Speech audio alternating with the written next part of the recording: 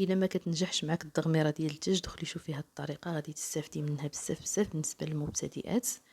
انا خديت هنايا البنات 2 دجاجات العبار ديالهم 2 كيلو في الدجاجه.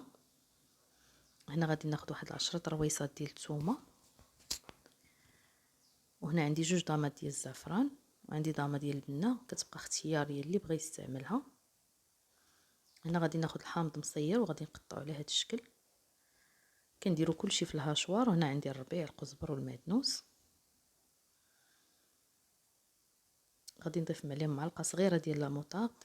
هاد لاموطارد راه كيدخل حتى لداخل كيعطي واحد اللذه زوينه للدجاج. معلقه صغيره ديال الهريسه. عندي هنا وريقه واحده ديال البسيبيسه حتى هي كنديرها. هنا عندي نص معلقه ديال العطريه ديال الدجاج. وهنا خديت نص معلقه صغيره ديال السكينجبير، راس معلقه صغيره ديال القرفه، وراس معلقه ديال البزار. كنخدموا كلشي بالمعلقه الصغيره، غير النص ديالها لان الدجاج غير صغير والكميه غير 2 دجاجات. انا خديت نص معلقه ديال الخرقوم بلدي، وعندي هنا نص معلقه ديال السودانيه. انا خديت معلقه كبيره ديال السمن وكاس ديال الماء. بالنسبه غتشوفوا تمايا درت زعفران ملون، يعني ضروري في الدجاج كنديروه شويه باش كيجينا زوين. صافي وكنطحنوا كلشي هادشي. هاد الطريقه كتجينا ساهله، يعني ما نحتاجوش نديرو الربيع والثومه بوحدو عاد العطريه بوحدها، كنطحنوا كلشي مجموع. غير تبعوا المراحل البنات، راه غادي تستافدوا بزاف من هذا الفيديو. وهذه هي التخليطه ديالنا اللي غنشرملو بها الدجاج. خديت هنا واحد السليفه وغادي نكب فيها الخليط.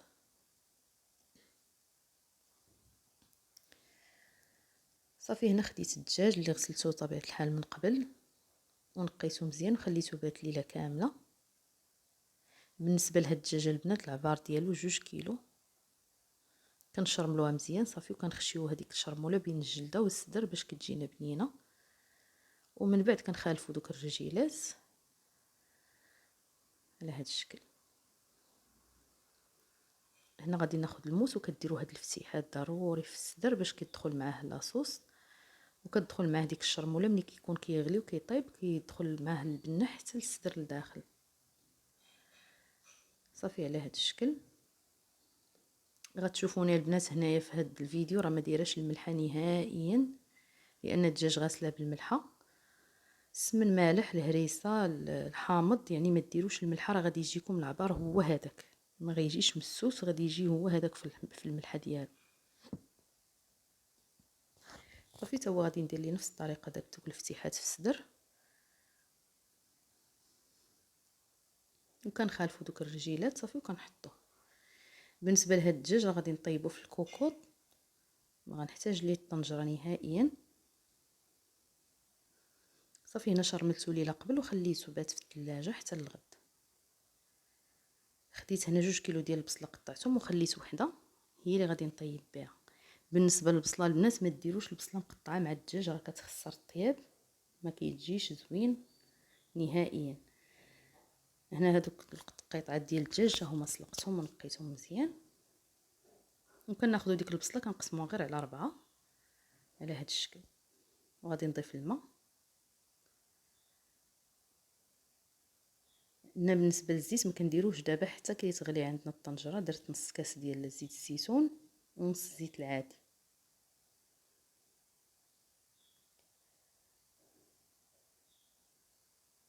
صافي بالنسبه للدجاج ملي كيبدا يغلي كنزيدو داك الزيت. بالنسبه للدجاج حطيتو الصدر ديالو لتحت والرجلين الفوق باش كيطيب مقاد وكيبقى مجموع ما كيتهرس ما حتى حاجه. ومن بعد ما طاب الدجاج حيدته وغادي ناخذ هذيك المريقه وكنصفيوها، ضروري تصفيوها باش كتجيكم ديك الدغميره صافيه وزوينه. هنا غادي ندير دوك التقيطات ديال الدجاج حتى كطيب البصله في نص الطياب، عاد كنضيفوهم باش حتى هما كيطيبوا. صافي غادي نخلي هاد البصله كتعسل مزيان كتدغمر.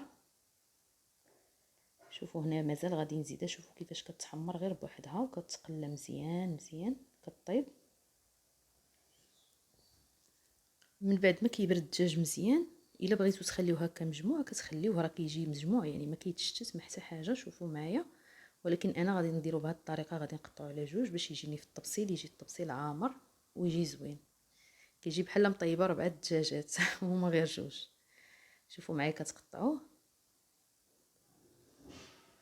صافي، غادي نقسمو هكا، ولكن حتى كيبرد البنات ما تقيسوهش هو سخون باش ما يتفرتش.